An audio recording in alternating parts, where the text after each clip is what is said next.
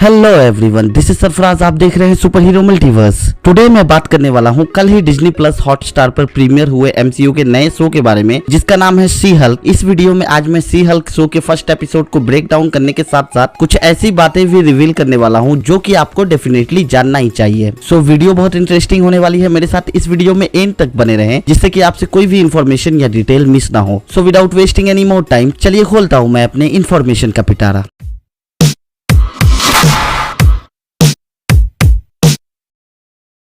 दोस्तों, सी Hulk comics के time से ही एक पॉपुलर सुपर हीरो रही है मार्वल की। यही कारण है कि एमसीयू वालों ने इस कैरेक्टर को एमसीयू के यूनिवर्स में लाया है। इस कैरेक्टर को बनाया ही ऐसे गया है कि ऑडियंस इसे पसंद करे। एंड अब जब एमसीयू ने इस कैरेक्टर पर एक शो बनाया है, जिसका फर्स्ट एपिसोड हमें कल देखने को मिला है डिज्नी प्लस हॉटस्टार पर, तो इस शो के फर्स्ट एपिसोड पर बात करना तो बनता है। सी हल्क शो का फर्स्ट एपिसोड बिगिन होता है जेनिफर वॉल्टर के इस सीन से, जहाँ ये अपनी किसी केस की प्रैक्टिस कर रही होती है, जिस सीन में बहुत सारी चीजें हमें उसके प्रोफेशन से रिलेटेड देखने को मिलते हैं, जहां हमें उसके सर्टिफिकेट से लेकर केसेस की फाइल्स भी देखने को मिलती है। फिर हमें जेनिफर वॉल्टर यानी कि सी हल्क के फोर्थ वॉल ब्रेक करके डायरेक्टली ऑडियंस से बात करने की कला भी दिखाई जाती है, जो क्वालिटी सी हल्क में कॉमिक्स एंड एनिमेटेड सीरीज में भी एग्जिस्ट करती थी, जो डिटेल मुझे सच में बहुत पसंद आई है। जिसके बाद हमें पता चलता है कि जेनिफर को ऑलरेडी उसकी सी हल्क की पावर्स मिल चुकी है। एंड फिर वो अपने ओरिजिन की बैक स्टोरी बताती है कि कैसे वो एक बार अपने कजन ब्रूस बैनर के साथ ड्राइव पर जाती है, जो सीन हमें फ्लैशबैक में दिखाया भी जाता है कि Jennifer and Bruce banner drive पर जाते हुए दिखते हैं, जहां जेनिफर वॉल्टर एवेंजर्स के कैप्टन अमेरिका के बारे में बात करती है, जिस सीन में ब्रूस बैनर हमें अपने ह्यूमन फॉर्म में देखने को मिलता है, जहां वो बतलाता है कि एंड गेम मूवी के बाद उसने एक डिवाइस बनाई है जिससे कि वो अपने आप को ह्यूमन वाले फॉर्म में रख सकता है। जिस डिटेल से ये बात तो क्लियर हो गई है कि सैंची के पोस्ट क्रेडिट सीन में ब्रूस बैनर हमें क्यों ह्यूमन के फॉर्म में देखने को मिला था। खैर, जेनिफर एंड ब्रूस ड्राइव पर जा रहे थे, जहां उनके गाड़ी के सामने एक स्पेसशिप आ जाती है, जिस स्पेसशिप को देखने से ऐसा लगता है कि ये स्पेसशिप सकार प्लेनेट के ग्रैंड मास्टर के स्पेसशिप से काफी हद तक मैच कर रही है। जिस स्पेसशिप के बारे में इससे ज्यादा तो कोई डिटेल इस एपिसोड में देखने को नहीं मिलती है, लेकिन हम ये अंदाजा लगा सकते हैं कि अगर ब्रूस को फिर से सकार प्लेनेट से जोड़ा जा रहा है एमसीयू में, तो हो ना हो एमसीयू के फ्यूचर में हमें वर्ल्ड वॉर हल्क मूवी भी देखने को मिल सकती है, जो कि फ्यूचर में अब पॉसिबल भी हो सकता है। जिसके बारे में ज्यादा जानना चाहते हैं तो इस टॉपिक पर मैं एक डेडिकेटेड वीडियो बनाने वाला हूँ, जो कि वर्ल्ड वॉर हल्क मूवी के अपडेट्स एंड लीक से रिलेटेड होने वाला है, तो चैनल को अभी से सब्सक्राइब कर लें। खैर, स्पेसशिप के सामने आने के कारण इनका एक्सीडेंट हो जाता है, जिस कारण किसी तरह ब्रूस वैन का ब्लड जेनिफर के बॉडी में एब्जॉर्ब हो जाता है, जिस कारण जेनिफर वॉल्टर फर्स्ट टाइम सी हल्क में ट्रांसफॉर्म होती हुई दिखती है। जिसके बाद फिर से वो अपने ह्यूमन फॉर्म में आ जाती है, लेकिन ब्रूस वैन से अलग हो जाती है। जब कुछ बंदे जेनिफर को छेड़ते हैं तो गुस्से में वो सी हल्क में ट्रांसफॉर्म होती हुई दिखती है, जहाँ प्रोफेसर हल्क उसे आकर रोक देता है, जिससे हमें पता चलता है कि उस एक्सीडेंट में ब्रूस बैनर का भी वो मशीन टूट गया है, जिस कारण वो फिर से प्रोफेसर हल्क में ट्रांसफॉर्म हो गया है। जिसके बाद वाले सीन में जेनिफर वॉल्टर की कैरेक्टर दिखती है, जो कि अपने ह्यूमन फॉर्म में है। एंड जब वो सो के उठती है तो वो अपने आप को एक आइलैंड के एक रूम में पाती है, जहां हमें टोनी स्टार्क के आयरन लीजियन आर्मर का हेलमेट भी देखने को मिलता है, जो कि Avengers age of Ultron movie का रेफरेंस है। जिसके बाद हमें प्रोफेसर हल्क देखने को मिलता है, जो उसे इस आइलैंड पर लेकर आ गया था, जिस जगह को ब्रूस बैनर के लिए टोनी स्टार्क यानी कि हमारे आयरन मैन ने बनाया था। जिसके बाद ब्रूस बताता है कि ब्रूस का ब्लड जेनिफर के बॉडी ने एब्जॉर्ब कर लिया था, जिस कारण ब्रूस बैनर की तरह जेनिफर वॉल्टर भी अब हल्क बन सकती है। जहां वो ये रिवील करता है कि उन दोनों के डीएनए में कुछ ऐसी चीजें हैं जिस कारण वो दोनों गामा रेडिएशन को अच्छे से एब्जॉर्ब कर सकते हैं एंड हल्क जैसे पावरफुल फॉर्म में ट्रांसफॉर्म भी हो सकते हैं। एक सेकेंड, कहीं ये म्यूटेशन की बात तो नहीं कर रहा है? अगर ऐसा है तो इसका मतलब एमसीयू के यूनिवर्स में हल्क एंड सी हल्क भी म्यूटेंट्स है। मैं आपको बता दूं कि एमसीयू के पिछले शो मिस मार्वल में भी मिस मार्वल के कैरेक्टर को एक म्यूटेंट बताया गया था, लेकिन मैं आपको बता दूं कि एमसीयू में अभी तक ओरिजिनल म्यूटेंट यानी कि एक्स-मैन के कोई भी कैरेक्टर या कोई भी मेंबर हमें एमसीयू में देखने को नहीं मिले हैं। जिसके बाद प्रोफेसर हल्क बताता है कि उन दोनों के ब्लड में अब ऐसी कुछ खास चीजें हैं जो अगर गलत हाथों में पड़ गए तो काफी नुकसान होने वाला है, जिस सीन में वो उन ब्लड सैंपल्स को डिस्ट्रॉय भी कर देता है। बट अगर एमसीयू में हल्क एंड सी हल्क के ब्लड की खासियत बताई गई है, तो हो सकता है कि फ्यूचर में जनरल रॉड का कैरेक्टर किसी तरह इनके ब्लड को यूज करके रेड हल्क बन जाए, जो कि हमें थंडर अंडरवर्ल्ड के मूवी में देखने को मिल सकता है। खैर इन सब के बाद हल्क जेनिफर को सी हल्क की ट्रेनिंग देता है कि वो किसी के लिए खतरा ना बने जब वो अपने नॉर्मल लाइफ में रिटर्न करे, जहां हमें सी हल्क से रिलेटेड ये बात भी पता चलती है कि वो कभी भी अपने आप को सी हल्क या फिर सी हल्क से ह्यूमन फॉर्म में ट्रांसफॉर्म कर सकती है। सी हल्क के ट्रेनिंग के दौरान जब सी हल्क अपने पावर को हल्क से भी अच्छे से यूज करती हुई दिखती है, जिससे ऐसा लगता है कि शायद सी हल्क प्रोफेसर हल्क से ज्यादा पावरफुल है। लेकिन जब हल्क का ये सीन हम देखते हैं तो हमें समझ में आ जाता है कि पावर लेवल में तो प्रोफेसर हल्क हमारे ओरिजिनल हल्क से कम नहीं है। फिर जब जेनिफर की ट्रेनिंग कंप्लीट होती है तो वो अपने लॉयर वाले लाइफ में वापस चली जाती है, जिसके बाद सी हल्क के ओरिजिन का फ्लैशबैक कंप्लीट होता है। ये बात मुझे इस शो की सबसे अच्छी लगी है कि इन्होंने सी हल्क के ओरिजिन को एक ही एपिसोड में कंप्लीट कर दिया है, क्योंकि पिछले शोज में तो वो सुपर हीरो के ओरिजिन में ही पूरे सीजन को कंप्लीट कर देते थे, लेकिन इस शो के साथ ऐसा नहीं होता है। जिसके बाद प्रेजेंट के टाइम में जेनिफर वॉल्टर कोर्ट में जाती है किसी केस के सिलसिले में, लेकिन यहाँ एंट्री होती है शो के वन ऑफ द विलन टैटियाना का, जिससे सी हल्क की फाइट होती हुई भी दिखती है। एंड गेस व्हाट, 2-4 मुक्के लात में ही सी हल्क उसे ढेर कर देती है। फिर पुलिस टाइटेनिया को पकड़ लेती है। जेनिफर फिर से अपने कोर्ट हियरिंग को कंप्लीट करती है, जिसके बाद ये एपिसोड यहीं पे कंप्लीट होता है। इस एपिसोड में एक पोस्ट क्रेडिट सीन भी होता है, जहां उसी आइलैंड पर Jennifer and she hulk captain America के वर्जिनिटी को लेकर डिस्कस करते हैं, जहां ब्रूस बैनर ये बोलता है कि कैप्टन अमेरिका वर्जन नहीं था। कमाल की बात है, ये बात तो मुझे अब पता चल रही है। आपका क्या कहना है कैप्टन अमेरिका के वर्जिनिटी पर, हमें कमेंट में बताएं। सो सी हल्क का ये पहला एपिसोड मुझे तो अच्छा लगा है, लेकिन सबसे अच्छी चीज मुझे इस एपिसोड की ये लगी है कि यहाँ ब्रूस बैनर यानी कि हमारे हल्क के स्टोरी को अच्छे से बताया गया है, जो हमें ये हिंट देता है कि हल्क का फ्यूचर अभी भी ब्राइट है एमसीयू में। शो का बैकग्राउंड म्यूजिक मुझे इतना अच्छा लगा है कि जब जब सुनने को मिलता है एक थ्रिल जैसी फीलिंग आती है। सी हल्क की एक्ट्रेस सासियाना मसलानी ने अच्छे से पोर्ट्रे किया है सी हल्क को, ये तो मानना ही पड़ेगा। लेकिन शो के आगे के एपिसोड के लिए मैं बहुत ज्यादा एक्साइटेड हूँ, क्योंकि कुछ अमेजिंग एमसीयू के कैरेक्टर्स हमें इस शो में आगे के एपिसोड में देखने को मिलने वाले हैं। सो फ्रेंड्स, यहीं पर मैं अपने इन्फॉर्मेशन के पिटारे को बंद करता हूँ। I hope you enjoy, take care, stay safe, फिर मिलेंगे मल्टीवर्स में।